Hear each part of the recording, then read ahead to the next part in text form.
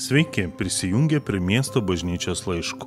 Nariams, namiškiams bei svečiams. Palaiminto klausimo. Sveiki, prisijungę prie miesto bažnyčios laiškų. Ši tinklalaidė skirta mūsų bažnyčiai formuoti tokią vidinę kultūrą. Ir šiandien aš noriu kalbėti apie bažnyčios įvairovės ir vienybės paradigmą arba tam tikrą suvokimą, kuris susiformavo mano gyvenime, tai toks gal truputėlį netgi ir liudijimo forma. Aš noriu kalbėti apie įvairias dvasingumo formas ir savo kalbą noriu remtis Richardo Fosterio knyga Streams of Living Water arba Gyvybės vandens srovės, kurioje jisai apibūdina krikščioniško dvasingumo tokias sroves, vardėja tokias 6 kryptis ir mes jas visas matome Kristaus gyvenime. Ir kodėl aš galvoju svarbu apie tai kalbėti, nes kartais bažnyčios ir nesinori labai, kad mūsų bažnyčia savo tapatybę statytų ant tokio opozicinio suvokimo. Net tarkim, aš galiu save apibūdinti, kad aš ne juodaodis, aš ne žydas arba aš ne vargšas, aš ne dar kažkas. Kartais bažnyčios sako, mes ne katalikai, mes ten ne tie ir anie. Bet kai žiūrime į šventąjį raštą, mes matom, kad bažnyčia yra apibūdinama kaip kūnas. Štai apaštalas Paulius laiške Korintiečiams sako, kaip vienas kūnas turi daug narių, o visi nariai, nepaisant daugumo, sudaro vieną kūną, taip ir Kristus. Mes visi buvome pakrikštyti vienoje dvasioje, kad sudarytume vieną kūną. Visi žydai ir graikai, vergai ir laisvieji, ir visi buvome pagirdyti viena dvasia. Mūsų bažnyčios misija įvardinta palydėti žmogų į artimą draugystę su Kristumi, o būti artimoji draugystė su Kristumi reiškia sekti Kristų, mąstyti, kalbėti, elgtis taip kaip Jėzus, mokytis visų dvasinių disciplinų, kurias matome jo gyvenime, o visų disciplinų tikslas yra meilė. Visa, ką mes darome, išreikšdami savo sekimą Kristumi, turėtų vesti prie meilės tėvui ir meilės savo artimui. Ir kai sakau tapatybės statymą ant opozicijos, tai mes matom tai mokinių gyvenime, kai mokiniai ateina pas Jėzų pasiskųsti, sakydami, kad matėme vieną žmogų, kuris tavo vardu išvarinėja demonus, bet neseka mumis, nevaikšto su mumis ir mes jam draudėme. Ir Jėzus sako, nedrauskite, kas nėra prieš mus, yra už mus. Vadinasi, Jėzus neįsivelia į tokį žmogišką skaldymą ir savo kažkokio vieno kelio iškėlimą virš kitų. Ir mano gyvenime irgi kažkada tai buvo labai daug tokio teisimo kitų bažnyčių, nes pirmoji bažnyčia, kurioje buvau, tai, atrodo, buvo vienas pagrindinių variklių pasakyti, kad mes nesam tie ar anie, tokia buvo bent jau kultūra. Bet kai aš mokiausi universitete, pamenu, gavau kvietimą prisijungti prie krikščioniško tarnavimo ir važiuoti Europoje, keliauti, tarnauti vairiose bažnyčiose. Ir kai aš uždaviau tą klausimą Dievui, labai gerai pamenu žodžius, kurie nuskambėjo mano galvoje ir aš įsitikinęs, kad Dievas man prabilo, sakydamas, važiuok, aš tau parodysiu Kristaus kūną. Ir man taip keistai nuskambėjo tie žodžiai, bet aš galiu atsekti, kad mano meilė bažnyčiai ir tas vertinimas arba džiaugimasis skirtingumu bažnyčių, jo krikščioniškų bažnyčių išskirtinumu įvairiomis dovanomis, jos įvairovė, ta meilė niekur nėra dingusi. Aš per 3 metus tarnavau 200 bažnyčių iš skirtingų denominacijų ir viduje susiformavo toks gilus ir džiaugsmas, ir vertinimas įvairiausių, Kristaus kūnų apraiškų. Todėl šiandien labiau linkęs neteisti, o mokytis, atsiverti ir priimti tai, kas yra kitose tradicijose gera. Ir kai žvelgiame mes į Kristų, mes matome tai, ką Richardas Fosteris pirmose šitos knygos skyriuose apibūdina Jėzaus imitavimą arba sekimą Jėzumi, kad pas jį buvo visos tos, 6 srovės.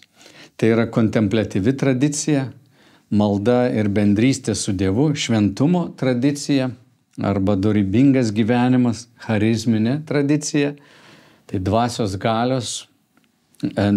galia ir dovanos, socialinio teisingumo tradicija, tai yra gailestingumo gyvenimas, evangelinė tradicija, Dievo žodžio gyvenimas ir įsikūnijimo tradicija arba sakramentinis gyvenimas. Taigi, jeigu neskirstytume mes bažnyčių, taip sakydami, jie yra tokie ir netokie, bet pažvelgtumėm į Jėzaus gyvenimą, tai šioje knygoje Gyvybės vandens srovės mes matom tas pagrindinės krikščioniškas tradicijas arba dvasinės sroves, kurios formavo bažnyčią per visą jos istoriją. Ir pirmoji ta kontempliatyvi tradicija arba malda ir bendrystė su Dievu labai akivaizdžiai matosi Jėzaus gyvenime. Jis Jono Evangelijoje mes skaitom ir Jonas būtų turbūt vienas iš tų atstovų tokio maldingumo gyvenimo, kur Jėzus sako, aš nieko nedarau, kur nematau tėvą darant. Aš kalbu tai, ką girdžiu jį kalbant. Kai Jėzus priminėja kažkokius sprendimus, jis užlipa ant kalno ir praleidžia ten visą naktį. Jis yra tokioj gilioj vienybėje su tėvu. Mes matome tą ryšį.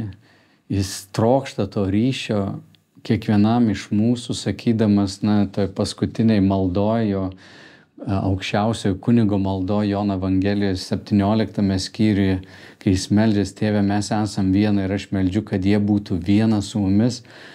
Mes girdime šitą Jėzaus troškimą atvesti mus į tą nuolatinį ryšį su tėvu, būti nuolatiniam ryšy trejybėje.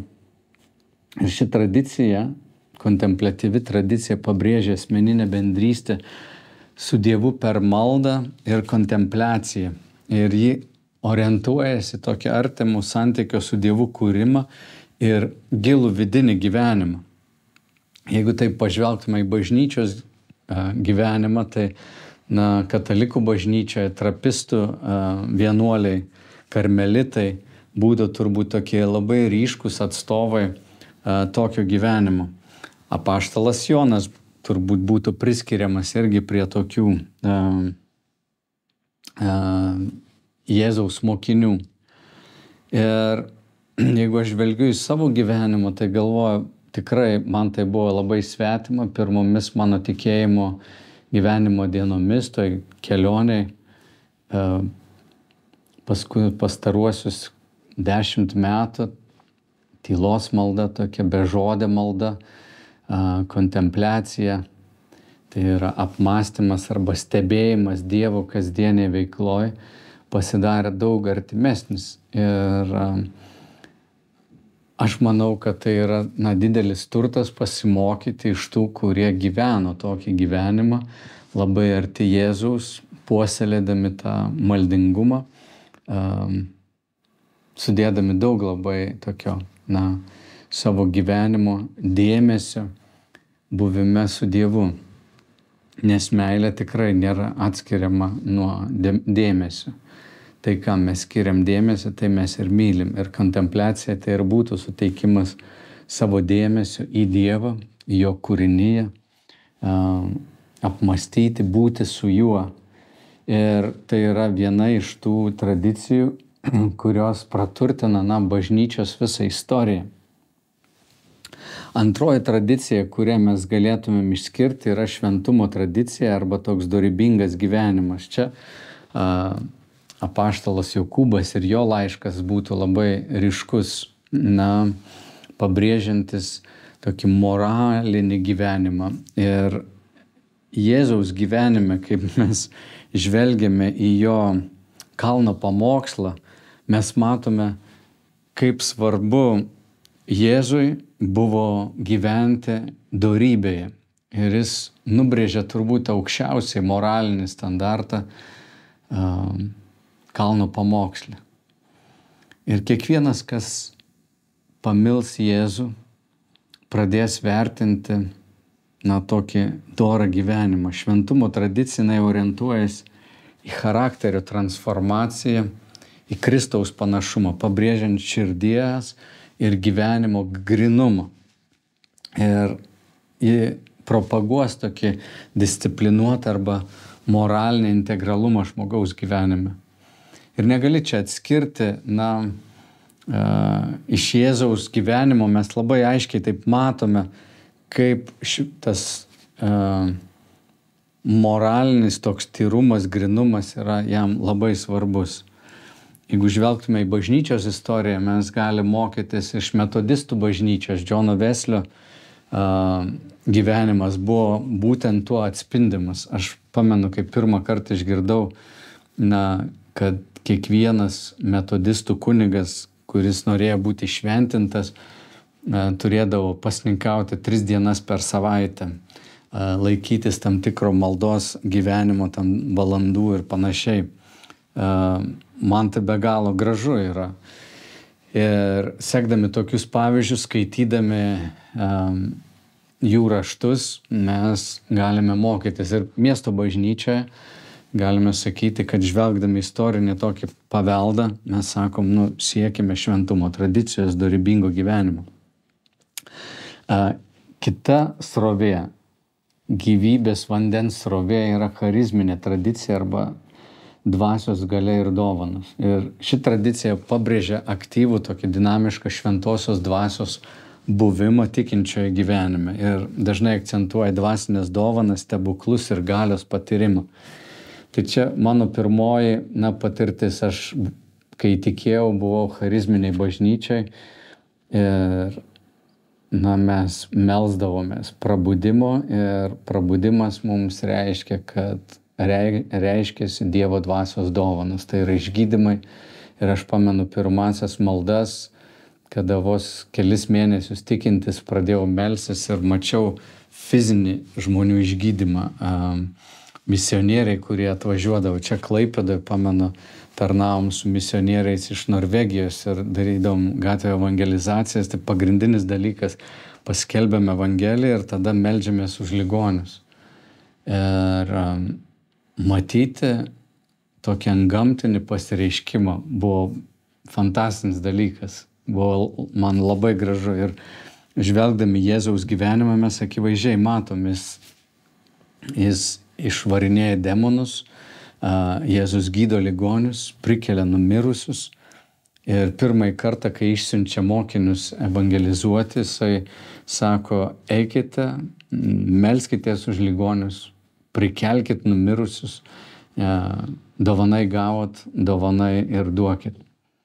Tai aš žvelgiu į šitą tradiciją ir tokį atvirumą šventai dvasiai. Norisi visada išlikti, kad mes miesto bažnyčioje visada būtumėm atviri tam šventosios dvasios veikimui. Ir čia gal įterpsiu tą momentą, kad bažnyčia ir žmogus gali būti linkęs vienu ar kitu savo gyvenimo etapu sureikšminti tam tikrą pakraipą. Ir jeigu aš savo tikėjimo pradžioje labai akcentavau tą stebuklų svarbą, pranašysčių svarbą, tai buvo momentai, kada etapai, netgi gal 10-metis, kada dėl tam tikro neteisingo išnaudojimo tų dvasinių dovanų ir arogancijos ir manipuliavimo žmonėmis, aš tokia įgijau net alergiją kai kuriem tiem dvasios pasireiškimam.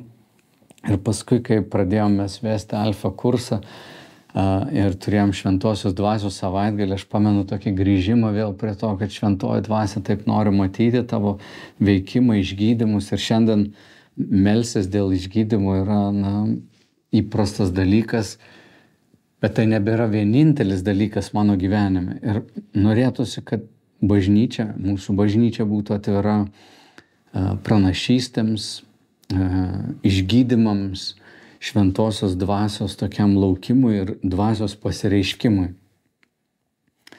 Bet nesinorėtų pasakyti, kad mes esam charizminė bažnyčia ir tai reiškia, kad kitos kažkokios dvasinės tradicijos, srovės tikėjimo mums yra svetimos. Ir manau, kad žvelgdami Jėzaus gyvenimą mes matom tas visas išraiškas ir turėtumėm siekti, kad ir mūsų pačių gyvenime tas Jėzaus sekimas pasireikštų tomis skirtingomis patirtimis. Ir jeigu tu niekada neturėjai tokio, charizminio kažkokio išgyvenimo, ar ne, kur dvasios dovanos reiškiasi, ar išgydymai, ar demonų išvarinėjimas, nebūk kritiškas, nebūk negatyvus, nuvyk galbūt į kažkokią konferenciją, sudalyvau kažkur ir būk atviras tam. Dvasios kalba, malda kalbomis yra irgi mano gyvenimo dalis. Ir aš tai praktikuoju ir džiaugiuosi, kad skirtingos dvasios dovanos gali pasitarnauti bažnyčios labui, mūsų pačių, mano paties asmeninėme gyvenimo, tokiam dvasiniam ugdymui. Tai jeigu žvelgiam į bažnyčios istoriją, tai paskui praeitas šimtmetis buvo pažymėtas sekmininkų bažnyčios iškilimu. Tai yra Dievo asamblėjos arba sekmininkų bažnyčia, kuri tarp kitko šiandien yra greičiausiai auganti denominacija visame pasaulyje iš visų religijų. Ir jos akcentas ir buvo šventosios dvasios išsiliejimas, kalbų dovana, pranašystės. Mes turim charizminį atgimimą, kuris palietė didžiąją dalį bažnyčių. Taip pat Vinjardo arba vynuogyno judėjimas buvo labai reikšmingas. Net ir tas pats Alfa kursas buvo labai stipriai įtakotas Džono Wimberio, kad jis vedė mokymus Alfa komandai ir Nicky Gumbel, kuris šiandien yra kaip ir veidas Alfa kurso, buvo pats išgydytas, buvo pats paliestas šventosios dvasios ir būdamas anglikonų kunigu atsivėrė šventosios dvasios tokiam veikimui. Taigi šventoji dvasia visada veikia per visą bažnyčios istoriją, bet kartais atrodo ypatingas kažkoks išsiliejimas, kaip antai Korėjoje, Davido Jongičio, Seule, visą bažnyčią per didelį maldingumo tokį gyvenimą ir dvasios pasireiškimą įkvėpia milijonų žmonių įvairiam pasaulyje, įvairiose pasaulio vietose ieškoti to tarsi kažkur prarasto, užmiršto šventosios dvasios veikimo. Tai yra trečiojo Dievo asmens, kuris kartais tarsi nustumiamas į šoną. Ketvirtoji srovė yra socialinio teisingumo tradicija arba gailestingumo gyvenimas. Jėzus paskelbė savo misiją, atėjęs ir pradėdamas tarnauti, sakydamas, kad Dievo dvasia yra ant manęs. Aš atėjau atverti akliesiems akių, aš atėjau išvaduoti belaisvių. Mes matome Jėzaus, tokio socialinio teisingumo apraišką. Jis reformuoja žydų visuomenę, laužydamas tam tikrus barjerus, kurie yra žmonių pastatyti. Tarkim, moterų atskirimas iš visuomenės ir toks patriarchinis valdymas nustūmė daugelį moterų į tokią vietą, kur jos nei savo teisių neturėjo. Vyras galėjo jas lengvai paleisti, išrašyti skyrybų raštą. Jėzus atrodo atvirkščiai paima ir peržengia tas ribas ir įtraukia moteris į tarnystę, paverčia jas evangelistėmis, buvusias paleistuves, pakviečia į savo komandą šalia apaštalų. Jėzus eina pas atstumtuosius, jis gydo raupsuotus, jis peržengia visas tas ribas. Ir aš matau, kaip Dievo dvasia bažnyčia labai dažnai pakviečia atsigręžti vėl į vargšus. Ir bažnyčia, kuri netarnauja vargšams, man atrodo, prasilenkia su šita gražiausia, tokia Dievo savybė, Dievo gailestingumu. Ir man taip norisi, kad mes bažnyčioje irgi būtume labai atviri atstumtiesiems, visiems marginalizuotiems ir engiamiems visuomenės nariams. Aš pamenu Dievo kvietimus savo gyvenime priimti, globoti, priimti į savo šeimą, gyventi žmonės, kurie neturi kur gyventi. Aš taip pat mąstau apie tą mūsų, tarkim, kvietimą pradėti socialinį verslą, mūsų parduotuvių tinklą Draugas draugui, kurio didžioji pelno dalis ir tikslas, kad visas pelnas, kuris neskiriamas plėtrai, nueitų padėti našlaičiams arba neįgaliems žmonėms. Ir tą mes darome. Tai yra vėlgi susitikimas su Dievu, jo gailestingumo apraiška žmonėms, kurie yra arba užmiršti, arba apleisti. Ir man tai vėlgi yra tokio pilnesnio Kristaus paveikslo išraiška.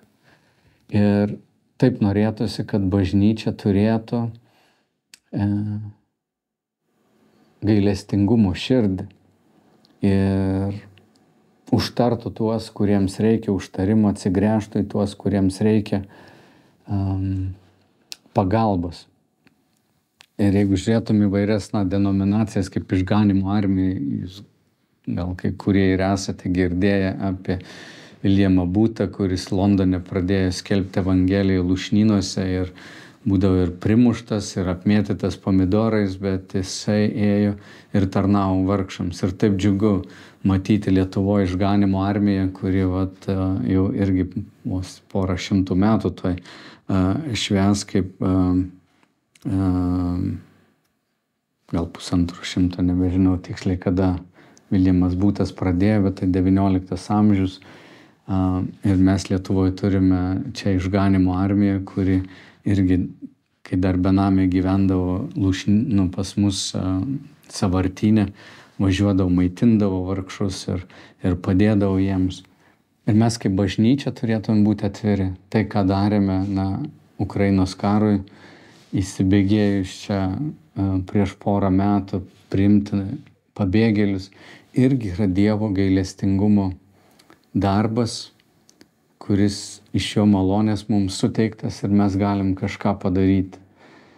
Taigi, vietoj to, kad statytume save opozicijoje ir kažkaip kritikuotumėm, kad galbūt Išganymo armija nėra charizmatai ar kokie nors dar kažkokie užklijuotume etiketę, galim pasidžiaugti, kad Kristaus kūne visuotiniai bažnyčioje mes matom tokias apraiškas. Motina Teresė irgi, ta prasme, yra tiek daug įvairovės, kaip Kristus savo gailestingumą per tam tikrus, savo bažnyčios tarnus apreiškia. Ir iš jų mes galime mokytis. Penktoji tradicija yra evangelinė tradicija, Dievo žodžio gyvenimas. Ir šita evangelinė tradicija orientuojasi Evangelijos skelbimą ir šventojo rašto autoritetą ir pabrėžia tokią asmeninį atsivertimą ir Biblijos svarbą bei evangelizaciją. Ir jeigu aš sekčiau savo gyvenimo kelionę, tai sakyčiau, kad buvau tokiai charizminiai bažnyčiai ir paskui mano teologinis išsilavinimas buvo labai stiprus, toj evangeliniai tradicijai arba Dievo žodžio gyvenime. Net kai mokiausi Amerikoje, seminarijoje, aš per metus baigiau 2 metų apimties kursus ir pamenu, kad mano galva buvo pilna doktrinos ir aš ją taip vertinau, aš buvau taip įkvėptas Dievo žodžio ir to aiškumo ir tų doktrinų svarbos, ne tik į tokių kraštutinumo, kad visa teologija, mokiausi sistematinės teologijos, kas yra nuostabus įrankis, bet jis buvo antiek sureikšmintas, kad, pabandyti susisteminti Dievą yra, man šiandien atrodo, toks truputėlį kraštutinumas, nes neįmanoma visko taip į sistemą sudėti, bet tuo metu Dievo pažinimui aš galvoju, kad yra gerai turėti tam tikrą kelią, mokytis pažinti jį. Bet jis buvo tiek susiaurintas ir aš jaučiausi, kad žinau atsakymus į viską, kad mano širdis buvo labai susitraukus ir aš teisiau visus kitus. Galbūt tai buvo labiausiai toks teisimo pripildytas laikas, kai širdis buvo tokia mažytė, bet protas buvo prasiplėtęs ir tas doktrinas aš labai vertinau. Ir atsivertimas buvo tas svarbiausias dalykas. Ir šiandien gali matyti, tarkim, Bilio Gremo visas judėjimas, ar ne, Lozanos judėjimas. Jis stovi ant šitos tradicijos Dievo žodžio autoriteto ir evangelizacija ir asmeninio atsivertimo svarba. Tai mes čia Klaipėdoje irgi evangelizavom, kiekvieną penktadienį, šeštadienį eidavom belsis į duris ir kviesdavom žmonės ateiti pas Kristų. Tai yra gražu, aš jokių būdų to nežeminu ir nesakau, kad tai buvo klaida, bet kažkuria prasme tai buvo antiek sureikšminta, čia kalbėsiu tik apie save, mano gyvenime antiek sureikšminta, kad aš ėmiau menkinti arba nebesidžiaugti kitomis tradicijomis.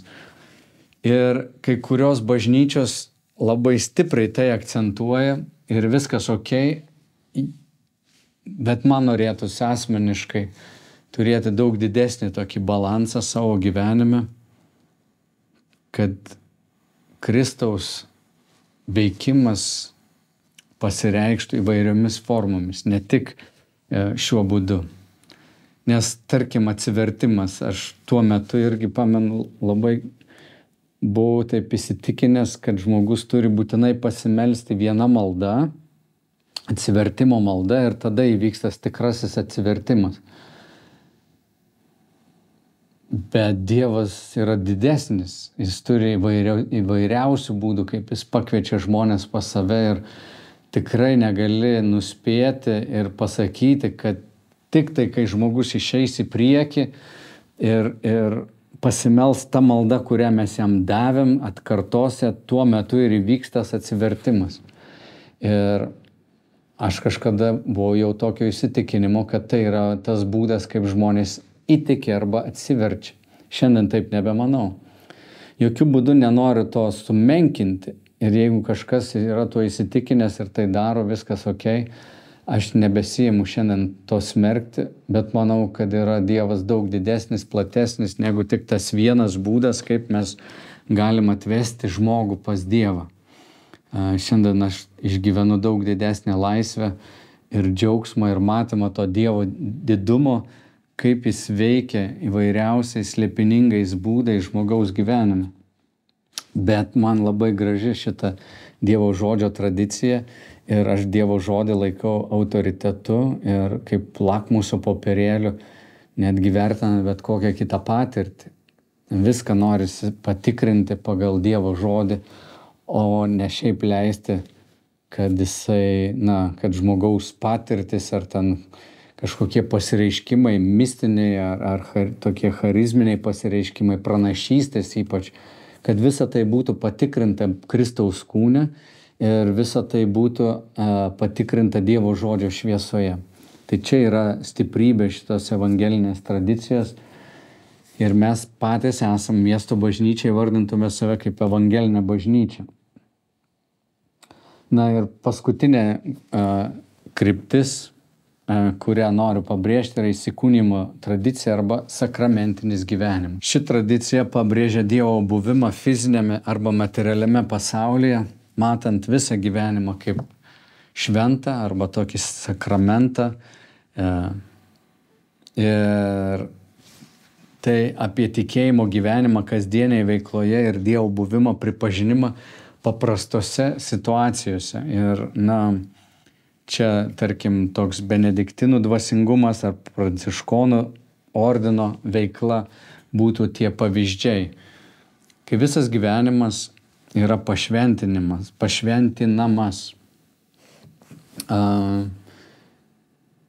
Viskas yra šventa. Ne tik sekmadienis, bet mano darbas, kaip aš auginu vaikus, kaip aš bendrauju su savo žmona. Visa yra šventa. Bet kuri veikla, kurią mes vykdome. Ir šitoj tradicijoje koks kompozitoriai, Bachas ar Da Vinčis, jie būtų tie atstovai.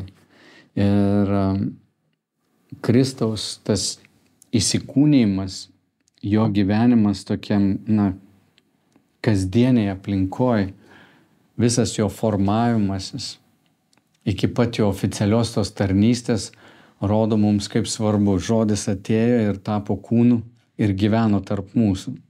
Manau, kad didelė dalis Jėzaus formacijos kaip asmens ir vyko šeimoje, kur Juozapas buvo tėvas, Marija buvo jo mama, jis gyveno su broliais. Ir manau, kai Jėzus jau pamokslavo apie daryk kitiems tai, ką tu nori, kad jie darytų tau, visą tai jis praktikavo augdamas iki panašiai 30 savo gyvenimo metų.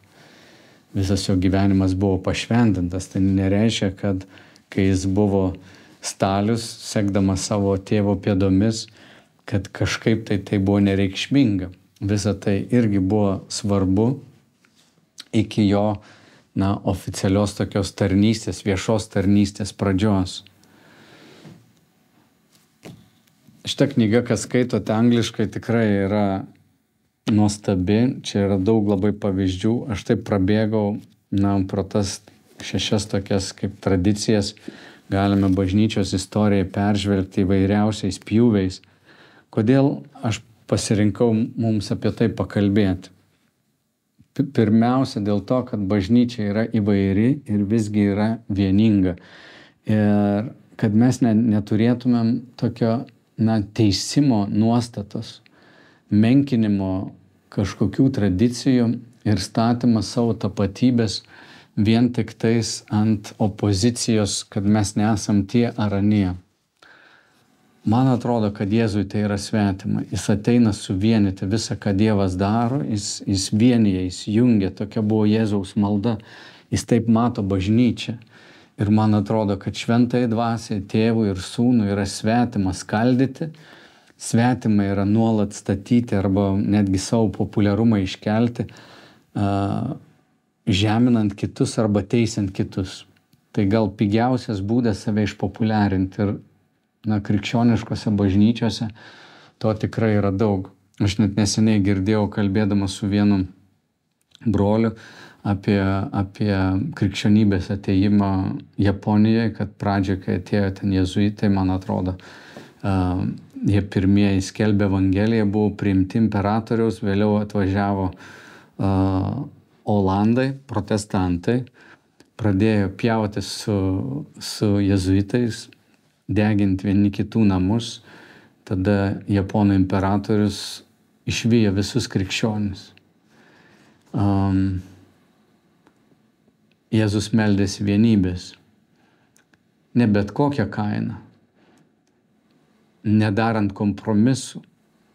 Bet mes galime būti tie, kurie meldžiamės už bažnyčią, mylime savo kažkokią tradiciją ir bendrai taip vertinam, džiaugdamiesi bažnyčios įvairovę.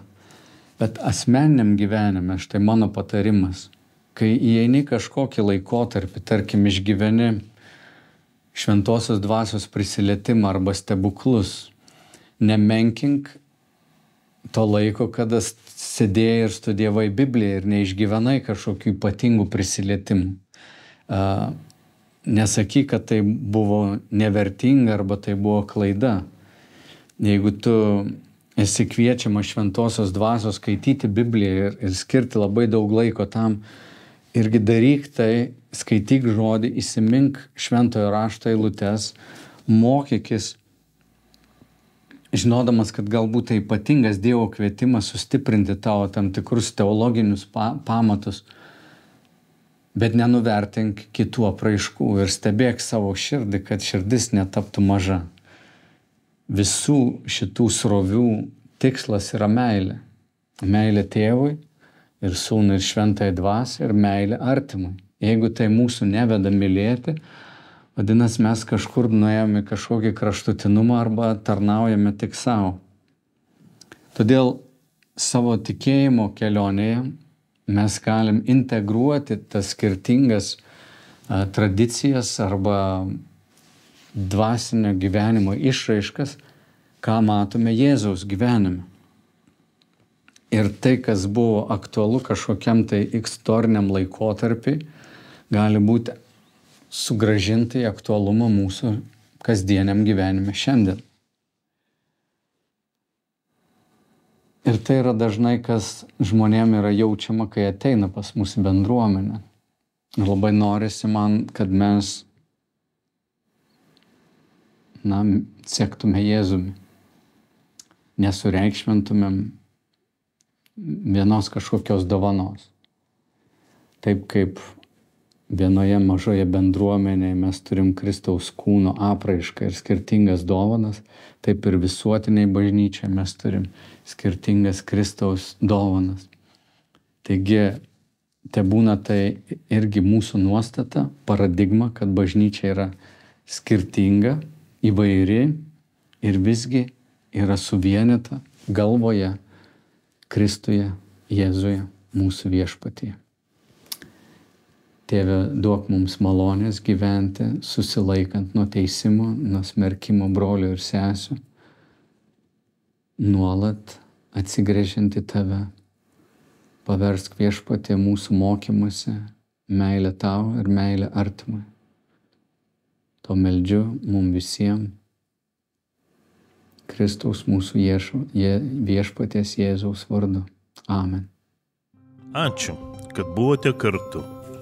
Įvertinkite laidą ten, kur jos klausote ir pasidalinkite savo mintimis, parašydami mums tinklalaidė@m-b.lt arba pakomentuodami komentarų skiltyje. Iki kito susiklausymo.